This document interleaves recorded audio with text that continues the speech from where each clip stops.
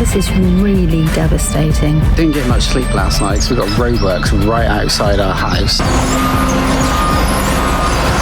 I've got real bad blight on my tomatoes. My bloody shoe broke. And apparently September blight is much worse than the blight you can get earlier in the year. That white fly?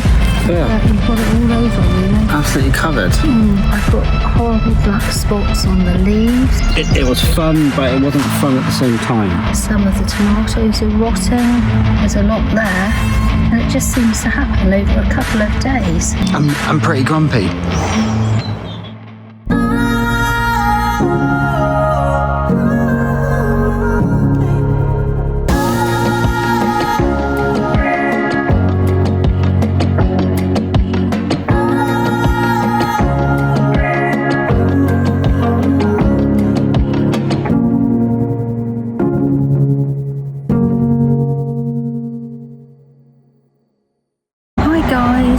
It's Sunday morning and I'm on my way up to the plot. It's a beautiful day.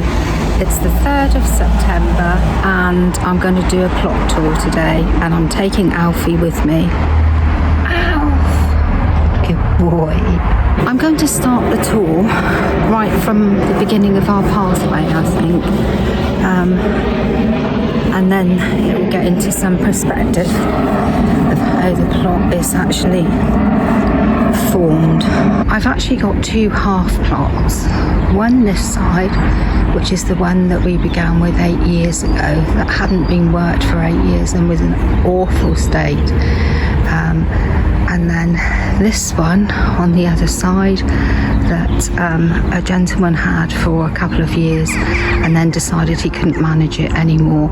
So he actually told the council, told me, and I was able to get this one as well. Luckily that one's got its own shed, although I did have to pay £50 for it, and we actually bought a shed and had it put up on the right hand side. Okay, well down here we've got thornless blackberry.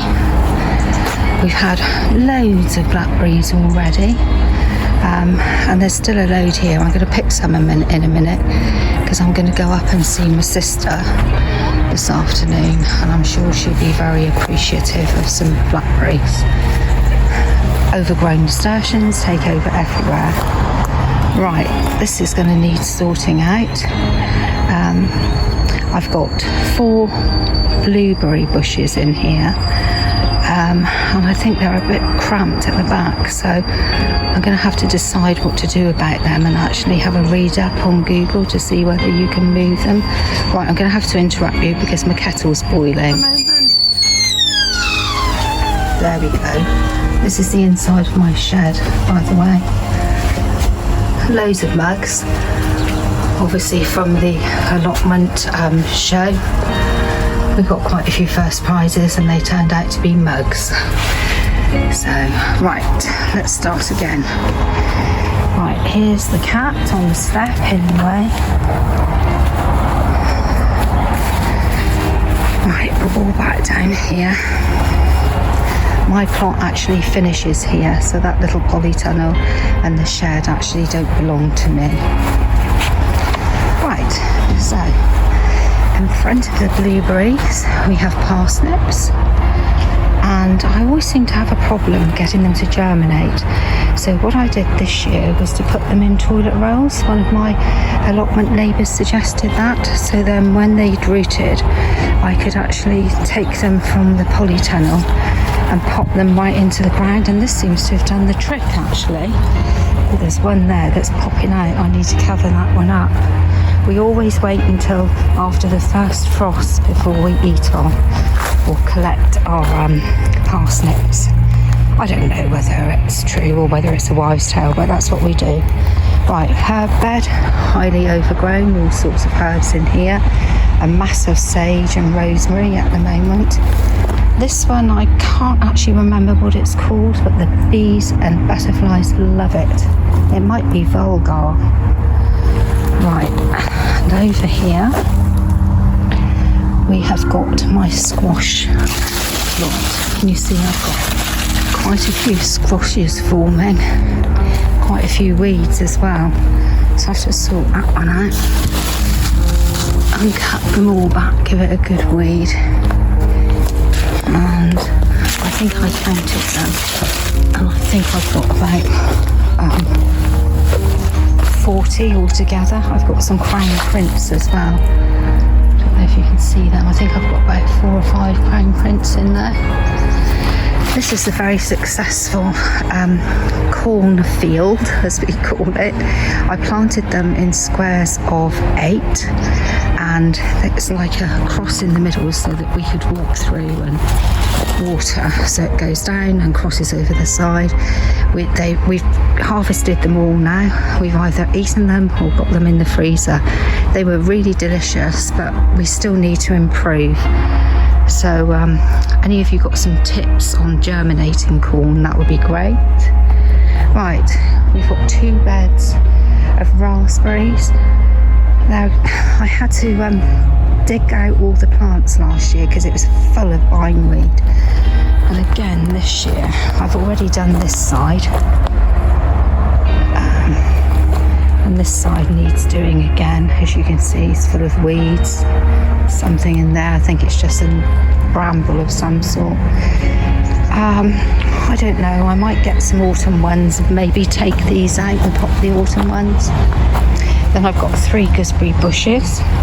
The gooseberries are red, and we've had a really nice crop from them, made lots of jam, etc. The rhubarb, well, you can see how big it is. I have harvested some. I'm not sure if it's too late. We want to make some rhubarb and ginger gin for Christmas. We've done blackberry gin, so we'll have a look. Right, compost bins here, water bat there. This is a blackcurrant. That was very successful. We had lots of blackcurrant jam, which is my favourite, and I've frozen a lot as well. Then this is the little shed that we bought. That's our second shed. Another water butt there. Got some little beets there to pull up here. And we go around here and we have the cabbages. Now I'm pretty chuffed with how my cabbages are going on, because I've never been able to grow them before, but this year we've taken a lot of care. These are red cabbages, and then we've got green cabbages here, which I believe are greyhound, and I've been looking after them. I've been spraying them. We take all the netting off and Nick comes in and weeds it all periodically, and hopefully they will still do well, although you still get a white fly. I don't know how, but they still come in. So I just sprayed them again yesterday. Right, Alfie there, having a bit of a sun. I'm just going to get his water pot when I finish this. We've got some turnips here that seem to be quite successful, so let's hope they stay that way. And I planted another row yesterday. I've not grown them before, so we'll see what happens. Leeks. These are giant leeks on this side, and they are doing quite well. I have fed them with the good old Miracle Grow for the last couple of weeks. We normally don't pick them until about the end of September, October, because we all love them. There's 5 of us in our family. Bit of a crash, but anyway. And these are just the mussel something or other leeks. They're just the smaller ones, but they're still coming on. They're not too bad at all. This is Taunton Dean cabbage that I don't know if you're a follower of Sean's Allotment, but several years ago he had some Taunton Dean and he said you could only get it from cut-ins. I managed to get one because I was fascinated from the internet and grew it on, and since then we've never been without it. and most of our allotment friends have got it as well. It's like kale, and it's best picked when it's the fresh young sprouts. You can get lots of pigeons on it, so be a bit careful. We actually had 2 here and have just taken one out, because if you don't monitor it, it becomes very, not invasive, but huge. Then the end of the runner beans that, well, they were Polestar, and I actually picked them entirely wrong. Apparently what you're supposed to do is to pick them when they're half the size of the shop bought ones, and they'll carry on. Unfortunately, I didn't do that. I left some to get big, and we've got no more flowers, so it looks as if that's it. Those will be all too stringy and horrible to eat. And over here we have tomatoes. They're all sun gold, and it looks as if they've got some sort of black spot, so I'm going to have to sort these out. Apparently you can get an early blight and a later blight, so I'm not sure whether it's that or not, but this week I shall be sorting them all out. There's loads of green ones, cucumbers, munch bunch, that have been really prolific this year. They just come and come and come, so we'll be certainly doing those again next year. There's some there, look, but I've got some to pickle at home. So yeah, and those have gone a bit, we have had a lot of rain this week, so I haven't been able to get up and do much. More cucumbers, look. But I shall be collecting some of those as well. There you are, look, you can see it's got these black like spots on there, like as if it's blight. So if you do have blight on your tomatoes, make sure that you collect all the green when you're getting rid of them. Put it in a bag and do not put it on your compost heap. Some sites are prone to it, and this is one of them, unfortunately. And these are carrots that I just thinned out yesterday. They're Autumn King, and generally speaking I've had quite a success with Autumn King carrots. They've carried on during the winter, and we've even had them, pulled them for Christmas Day. More water butts. This hollyhock has been beautiful. This is its second flash, but the first flash you can see by all these seed heads. They're absolutely huge, and we have loads of them. This raspberry here, I think it's an autumn one, and it was actually left here when we took over the allotment. I don't know the variety, but they're delicious. Just started to come again, and I'm thinking of growing it again. If I can actually find out the variety and see if they've got them in the garden centre. Those did have flowers in, they need to be redone now for the winter. I'll probably get some little pansies or something to go on there. These are oxeye daisies, and all of them have come from our garden, and my goodness do they spread. If you put them in, they are beautiful in the early-ish spring, summer, I would say May, June and early July. Absolutely covered with daisies. So that's my polytunnel. Plum tree there. That's about it, guys. Right, I'm going to go now, and I'm going to give Alfie a nice good drink. Alf! Hello, Alf. What a good dog. Oh no, this is really devastating. I've come up here tonight and I've got real bad blight on my tomatoes. Now, one of the allotment people said, oh, you can't get blight in September, but I looked it up on the internet, and actually you can, and apparently September blight is much worse than the blight you can get earlier in the year. So I've been starting to pick it all up to get rid of it, because you mustn't leave it on the ground. Apparently our site is prone to it. I don't really grow tomatoes that often, it depends on the weather, but it's really hit really bad. Here you can see I've got horrible black spots on the leaves, Some of the tomatoes are rotting. Here on the leaves, if you look on the stems, they've got really black spots on there. Some there. There's a lot there, and it just seems to happen over a couple of days. I'm not really sure. Look at this over here. And they just, well, the tomatoes at the other end, I was so panicked I pulled them down before I forgot to and I forgot to actually film so that you could see, and they were actually a lot worse than these.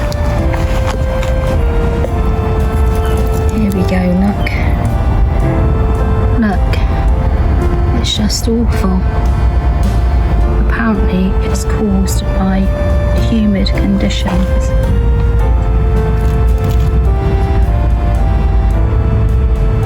There we go. Over here, I'm just going to go past my cucumbers. I'm not sure whether the cucumbers will pick it up as well, but they've nearly finished now. So this is where I've been getting them all up. So you can see here, they're all going rotten. They've all got these black spots on them. It's really devastating when you work so hard to get a good crop. And a few days ago I did a plot tour and they were all there, all the tomatoes. As you'll see, they were all perfectly good. I couldn't see any on it.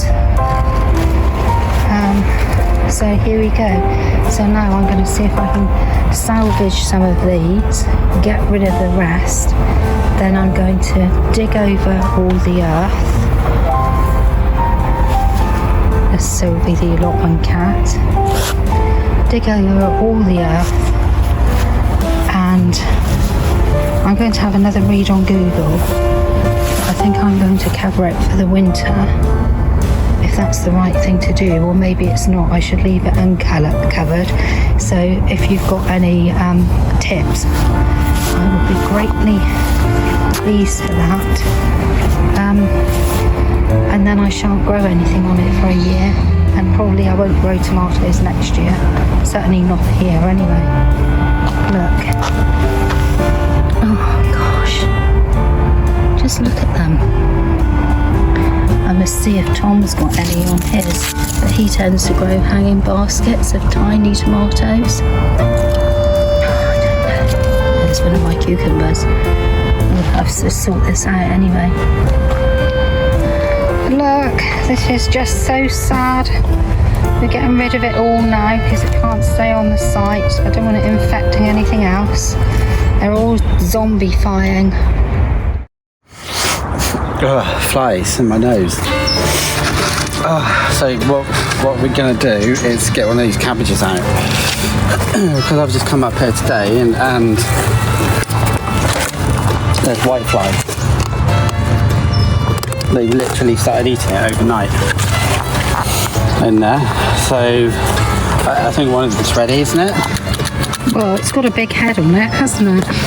Well, let's get one of them then. Yeah. And then we'll make a bit of room to kill these whitefly, maybe.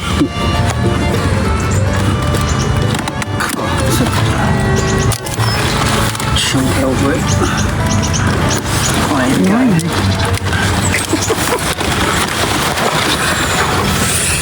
Oh, there you go. YouTube thumbnail. Well, that looks one. really good, doesn't it? Look at this. Look, it's covered in it. Is that whitefly? Yeah, I expect so. Yeah. You've got it all over, really. Absolutely covered. It's always spray underneath. Ugh. Right, well. At least that's one that's saved. So now I can spray all these. Yeah. Give them a bit of room. A bit more growth. Well, it's not bad for your first go, is it? That's massive.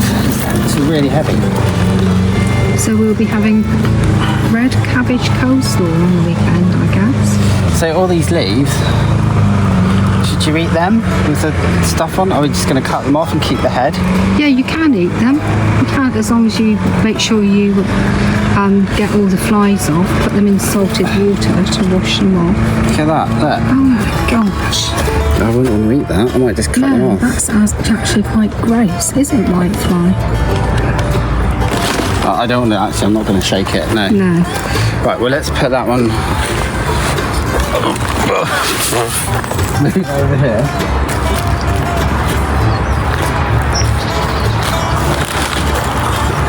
The size of it, I think it's only got that big. Oh no, look at it next to the compost bins. Look, the scale. It's me standing next to it. Look at that. But some people go, oh, I've grown bigger than that before. That's a baby one. I expect so. Tell us in the comments if you've grown one bigger than that.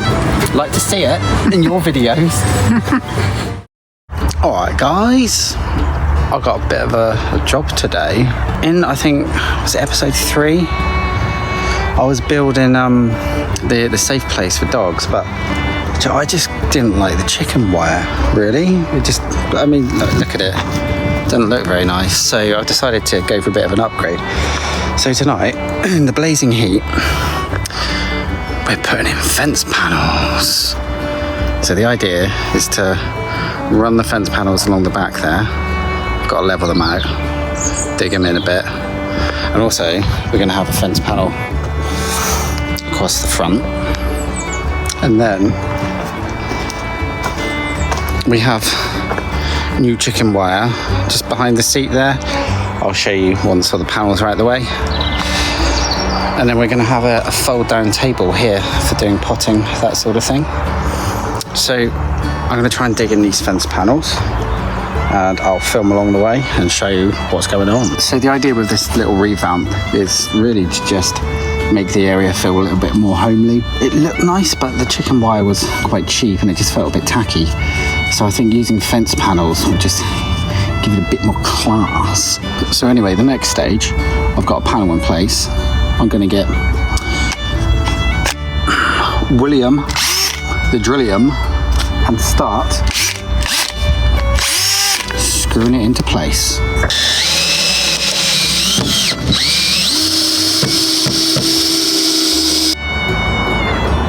So I've done the back, and that took bloody ages. It took a lot longer than I thought it was going to.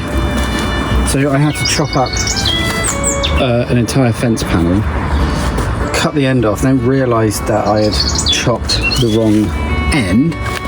So I had to get a bit of wood to hold all these planks in place because they were hanging off. Basically, I did it back to front, or upside down. I had to dig out the ground to make sure it's level, screw it all into the post that I've already put there. But it's done. I mean, that's the back. It was fun, but it wasn't fun at the same time. So now I have to fill that hole in, tidy up over here.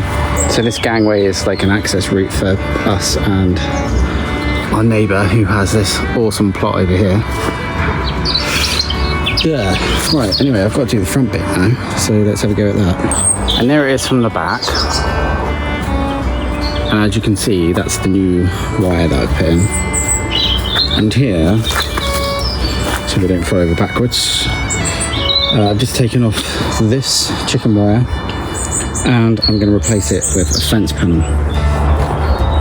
So the reason I've left it this wire here is so Tor can look through, because if you block off everything and he can't see you, then he panics and he gets really yappy.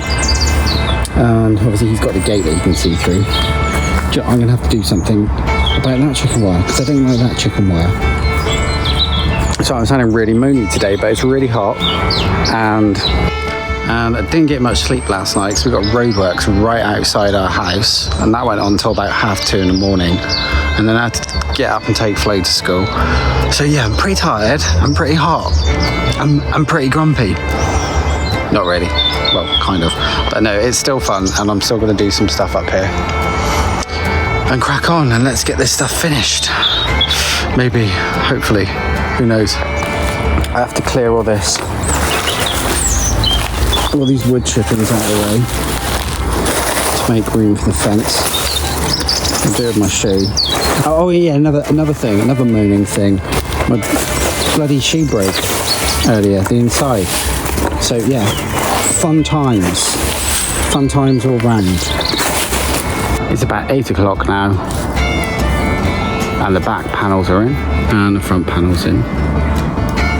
There's a small gap right next to the gate, which I've got some spare fence panels, and I'll patch those into there. It's getting dark already. Dark nights are coming, as they say. So yeah, a happy ending for today. It's been really hot. It's been quite stressful. Obviously, as I said, I'm really tired because of the roadworks, which are going on for about another week. But yeah, we've got there. This needs a good old bit of paint. I'll probably do it the same colour as the shed. And I think now I'm just going to water and head on home.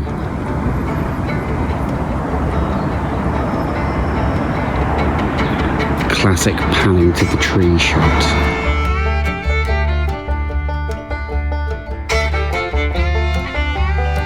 Hello, we're back up here again. I'm a little bit more well rested than yesterday, but I'm still pretty tired.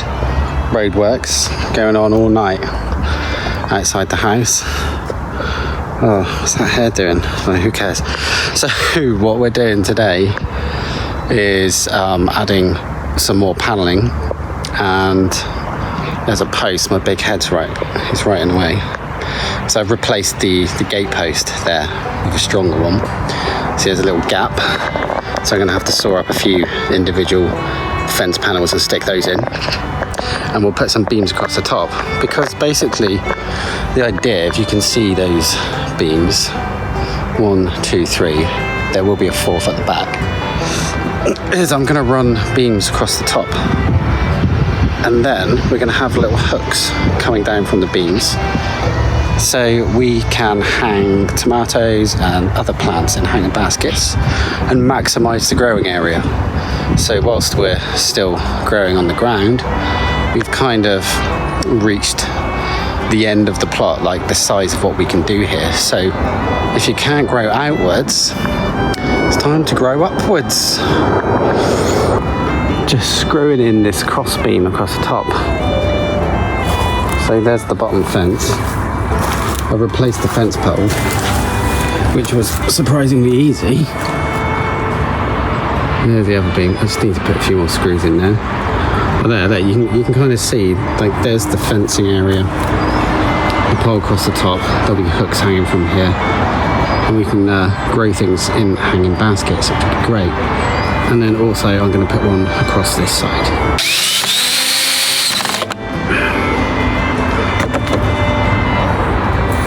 It's really hard drilling things one-handed to get these nice little cinematic shots that everyone puts in. There's a hot air balloon. I'll zoom in. It won't look great quality, but look, there's a hot air balloon. A nice summer's evening. Here we go. Patching up the hole. So because the fence panel was a little shorter than where I needed the gate post to be, I've had to patch this up with some of the old slats that were left from building the shed.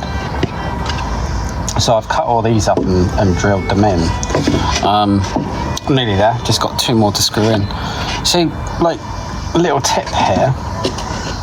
So I was looking at the actual manufactured fence, and I noticed that the boards ran a different way to how they do on the other side of the fence. So this is generally because when it rains and the water comes in, we want the water to go on the other side of the fence, not the inside area where we're going to be sat and doing things, otherwise it's going to flood the ground. So when you're sticking in panels like this, remember to start from the top and work your way down, rather than working from the bottom and working your way up. Right, that inside bit's done. I don't think any puppies will be escaping from here. I've also had to spin around,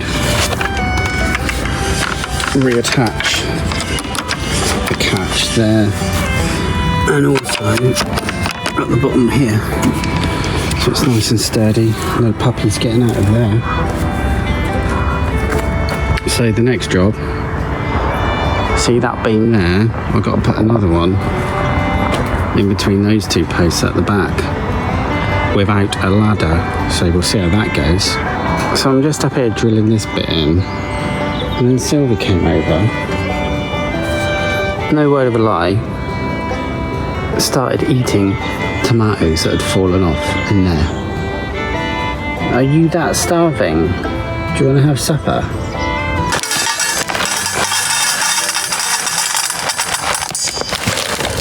Just a bit, because you've been eating tomatoes.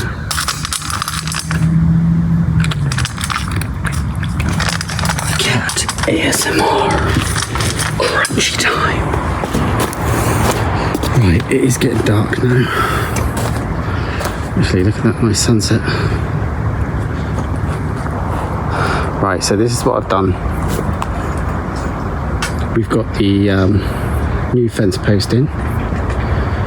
We've got the catches for the gate attached. We've got the panelling done on the inside. Completely safe for dogs now. We've got the poles up all around. There we go. Gonna saw the tops off at some point. And it also needs a lick of paint. But that's pretty good for tonight. Pretty chuffed. So, yeah. Nice. And it's nice and solid as well. So, I think with that, I will go and do some watering. And then head home to the joys of roadwork ASMR.